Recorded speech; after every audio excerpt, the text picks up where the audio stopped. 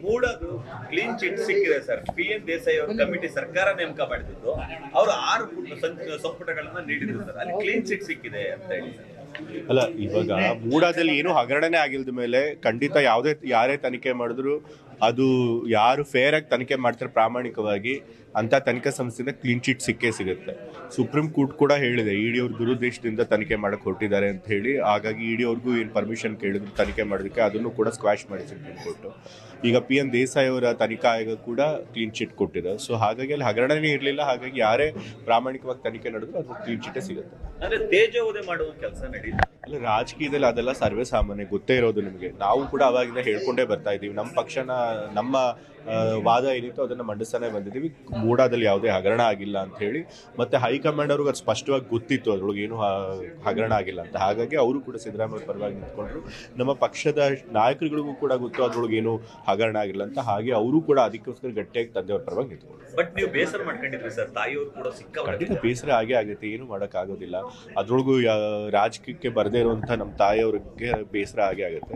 But it's all part and parcel of life, ಅದನ್ನು ಎದುರಿಸಲೇಬೇಕಾಗುತ್ತೆ ಸಾಕಷ್ಟು ಜೀವನದಲ್ಲಿ.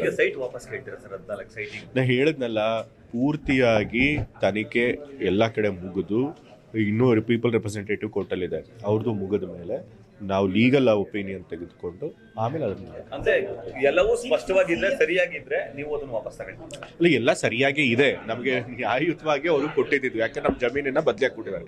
ಸೊ ಅವ್ರು ಸೈಟ್ ಕೊಡಲಿಲ್ಲ ಅಂದ್ರೆ ನಮಗೆ ಏನಾದರೂ ಪರಿಹಾರ ಕೊಡಲಿ. ನಮ್ಮ ಸೈಟ್, ನಮ್ಮ ಜಮೀನಿನ ಅಕ್ವೈರ್ ಮಾಡ್ಕೊಂಡಿದ್ದಾರೆ, ಅದಕ್ಕೆ ಸೈಟ್ ಅಲ್ಲದೆ ಹೋದ್ರೆ ಬೇರೆ ಏನಾದರೂ ಪರಿಹಾರ ಕೊಡಲಿ, ಕಾನೂನು ಪ್ರಕಾರ ಏನಿದೆ ಆ ಪರಿಹಾರ ಕೊಡಲಿ. ಅವ್ರಿಗೆ ಕಳಂಕ ಬರುತ್ತೆ ಅನ್ನೋ ಕಾರಣಕ್ಕೋಸ್ಕರ ವಾಪಸ್ ಕೊಟ್ಟಿದ್ದು. ಹೌದೌದು, ತಾಯಿಯವರು ಒಂದು ಬಹಳಷ್ಟು ಕೇಂದ್ರ ಸರ್ಕಾರ ಕುತಂತ್ರ ಮಾಡ್ತಿತ್ತು, ಹೇಗಾದರೂ ಮಾಡಿ ತಪ್ಪು ರೀತಿಯಲ್ಲೇ ತನಿಖೆ ಮಾಡಿ ಅದು ಸಿಕ್ಕಾಕಿಸ್ಬೇಕು ಅಂತೇಳಿ. ಸೊ ಅದಕ್ಕೂ ಅವಕಾಶ ಕೊಡಬಾರ್ದು. ಮತ್ತೆ ಏನು ಅವ್ರಿಗೆ ತಪ್ಪು ಗ್ರಹಿಕೆ ಜನರಲ್ ಬರುತ್ತೆ ಅದಕ್ಕೆ ಹೋಗ್ಲಾಡಿಸ್ಬೇಕು ಅನ್ನೋ ಕಾರಣಕ್ಕೆ ಅದನ್ನು ವಾಪಸ್ ಕೊಟ್ಟಿದ್ದಾರೆ.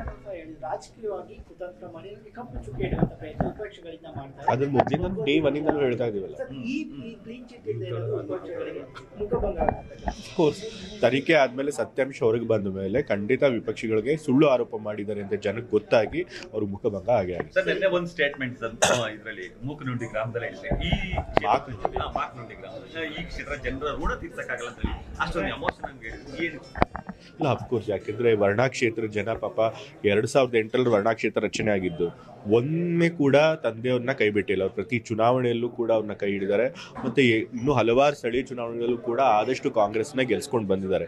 ಇವತ್ತು ವರ್ಣಾ ಕ್ಷೇತ್ರನ ಕಾಂಗ್ರೆಸ್ ಭದ್ರಕೋಟೆಯಾಗಿ ಮಾಡಿಕೊಟ್ಟರು ನಮ್ಮ ವರ್ಣಾ ಕ್ಷೇತ್ರದ ವೋಟರ್ಸು. ಸೊ ಹಾಗಾಗಿ ಅವ್ರ ಋಣ ನಾವು ಯಾವತ್ತೂ ಕೂಡ ತೀರ್ಸಕ್ಕಾಗೋದಿಲ್ಲ. ಸರ್, ಇನ್ನೊಂದು ಡ್ರಗ್ಸ್ ಮಾಫಿಯಾ ಸರ್ ಮೈಸೂರಿನಲ್ಲಿ ಸರ್ ಸಾಕಷ್ಟು ಅಂದ್ರೆ ರಾಕೆಟ್ ಮಹಾರಾಷ್ಟ್ರ. ಹೌದು, ಡ್ರಗ್ಸ್ ಮೈಸೂರಿನಲ್ಲಿ ಹಾವಳಿ ಜಾಸ್ತಿ ಆಗಿದೆ ಅಂತ ಹೇಳಿ ಎಷ್ಟೋ ಜನ ತಂದೆಗೂ ಕೂಡ ಬಂದು ದೂರು ಕೊಟ್ಟಿದ್ರು. ತಂದೆಯವರು ಕೂಡ ಪೊಲೀಸ್ ಅವ್ರನ್ನ ಅದಕ್ಕೆ ವಿಶೇಷವಾಗಿ ಅವ್ರಿಗೆ ಸೂಚನೆನೂ ಕೊಟ್ಟಿದ್ರು. ನೋಡಿ, ಜನಗಳು ಹೇಳ್ತಾ ಇದ್ದಾರೆ ಇಲ್ಲಿ ಡ್ರಗ್ಸ್ ಹಾವಳಿ ಜಾಸ್ತಿ ಆಗಿದೆ ಅಂತ, ಅದನ್ನ ಬಿಗಿ ಮಾಡ್ಬೇಕು, ನೀವು ಡ್ರಗ್ಸ್ ಹಾವಳಿ ದಂಧೆ ನಡೀದೇ ಹೋಗಿ ನೋಡ್ಕೋಬೇಕು ಅಂತ ಹೇಳಿದ್ರು. ಪೊಲೀಸ್ ಅವರು ತಮ್ಮ ಬೆಸ್ಟ್ ಎಫರ್ಟ್ಸ್ ಹಾಕ್ತಿದ್ದೀವಿ ಅಂತ ಹೇಳ್ತಿದ್ರು. ಬಟ್ ಆದರೂ ಕೂಡ ನಮ್ಮ ಪೊಲೀಸ್ಗಿಂತ ಹೆಚ್ಚು ಚುರುಕಾಗಿ ಮಹಾರಾಷ್ಟ್ರ ಪೊಲೀಸ್ ಅವರು ಅಲ್ಲೆಲ್ಲೋ ಡ್ರಗ್ಸ್ ರ್ಯಾಕೆಟ್ ಹಿಡಿಯೋಕೆ ಹೋಗಿ ಇಲ್ಲಿ ಮ್ಯಾನುಫ್ಯಾಕ್ಚರ್ ಆಗ್ತಿದೆ ಹತ್ತಿರದಲ್ಲಿ ಅಂತ ಹೇಳಿ ಗೊತ್ತಾಗಿ ಇದು ಮಾಡಿದೆ. ಸೊ ಹಾಗಾಗಿ ತಂದೆಯವರು ಕೂಡ ಸ್ಟ್ರಿಕ್ಟ್ ಆಗಿ ಹೇಳಿದ್ದಾರೆ ಇಂಥದ್ದೆಲ್ಲ ಆಗಬಾರ್ದು. ಸರ್, ತಂದೆಯವರು ಈಗ ಸಭೆಗಳನ್ನ ಸರಣಿ ಸಭೆಗಳನ್ನ ಮಾಡ್ತಿದ್ದಾರೆ ಸರ್. ಎಲ್ಲ ಕ್ಷೇತ್ರಗಳದ್ದು, ಎಲ್ಲ ವಿಧಾನಸಭಾ ಕ್ಷೇತ್ರ ಹಲವು ಸಮಸ್ಯೆಗಳನ್ನ ಹೇಳ್ಕೊಳ್ಳೋ ಕೆಲಸಕ್ಕೆ ಮುಂದಾಗಿದೆ.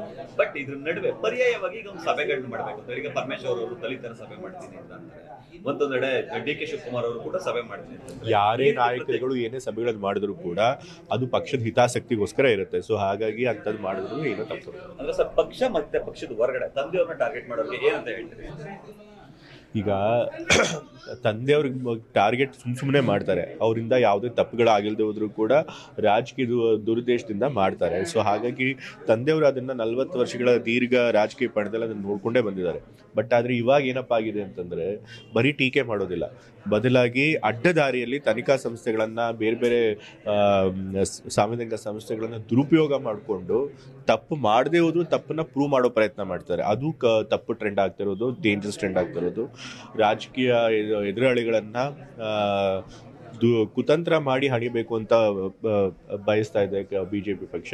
ಬಟ್ ಆದರೂ ಕೂಡ ಎಲ್ಲಿ ತನಕ ಜನರ ಬೆಂಬಲ ಇರುತ್ತೋ, ಎಲ್ಲಿ ತನಕ ಕೆಲವು ಸಂಸ್ಥೆಗಳಾದರೂ ಪ್ರಾಮಾಣಿಕವಾಗಿ ಕೆಲಸ ಮಾಡುತ್ತೋ ಅಲ್ಲಿ ತನಕ ಸತ್ಯಕ್ಕೆ ಗೆಲುವಿದ್ದೇ ಇರುತ್ತೆ. ಪ್ರಾಮಾಣಿಕವಾಗಿ ಹೋರಾಟವನ್ನು ಗೆಲ್ಲಿಸಿರುತ್ತೆ. ಈ ಸೆಪ್ಟೆಂಬರ್ ಕ್ರಾಂತಿ, ಅಕ್ಟೋಬರ್ ಕ್ರಾಂತಿ, ನವೆಂಬರ್ ಕ್ರಾಂತಿ ಅಂದಾಗ ಈ ರೀತಿ ಹೇಳ್ತಾರೆ ಸರ್. ಅಂತದ್ದು ಯಾರು ಕ್ರಾಂತಿ ಅಂತ ಹೇಳ್ತಾರೆ ಅವ್ರನ್ನೇ ಕೇಳಬೇಕು, ಯಾಕಂದ್ರೆ ನನಗಂತೂ ಅದ್ರ ಬಗ್ಗೆ ಮಾಹಿತಿ ಇಲ್ಲ. ಮತ್ತೆ ಯಾವ ರೀತಿ ಕ್ರಾಂತಿ ಅನ್ನೋದು ಕೂಡ ಅವ್ರು ಹೇಳಿಲ್ಲ. ಸೊ ಹಾಗಾಗಿ ನೀವು ಅವ್ರನ್ನೇ ಕೇಳಿ. ತಂದೆಯವರು 5 ವರ್ಷ CM ಇರ್ತಾರೆ ನನ್ನ ಪ್ರಕಾರ ಅವರೇ. ಈಗ ಸರ್ ಇದ್ರ ಜೊತೆಗೆ ಸರ್ ಹರೀಶ್ ಗೌಡ್ರು ನೀವು ಸಚಿವರಾಗ್ಲಿ ಅಂತ ಹೇಳಿ ಫೋರ್ಸ್ ಮಾಡ್ತಾರೆ.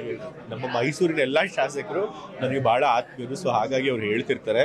ಬಟ್ ತಂದೆಯವ್ರು ಸ್ಪಷ್ಟವಾಗಿ ಹೇಳಿದ್ದಾರೆ, ಎಲ್ಲಿ ತನಕ ಅವ್ರು ಮುಖ್ಯಮಂತ್ರಿಗಳಾಗಿರ್ತಾರೋ ಅಲ್ಲಿ ತನಕ ನಂಗೆ ಮಂತ್ರಿ ಸ್ಥಾನ ಕೊಡಲ್ಲ ಅಂತ ಹೇಳ್ತಿದ್ರೆ ಪರವಾಗಿಲ್ಲ. ಆದ್ರೆ ನನಗೆ MLC ಅವಕಾಶ ಕೊಟ್ಟಿದ್ದಾರೆ, ಜನರ ಸೇವೆ ಮಾಡಕ್ಕೆ ಅವಕಾಶ ಕೊಟ್ಟಿದ್ದಾರೆ, ಅದೇ ದೊಡ್ಡ. ಅಂದ್ರೆ ತಂದೆಯವರು ಬೇಡ ಅಂತ ಹೇಳ್ತಾರೆ. ಹೌದು. ನ್ಯೂಸ್ ಫಸ್ಟ್ ನಿರ್ಭೀತಿಯಿಂದ ನಿಮ್ಮ ಪರವಾಗಿ.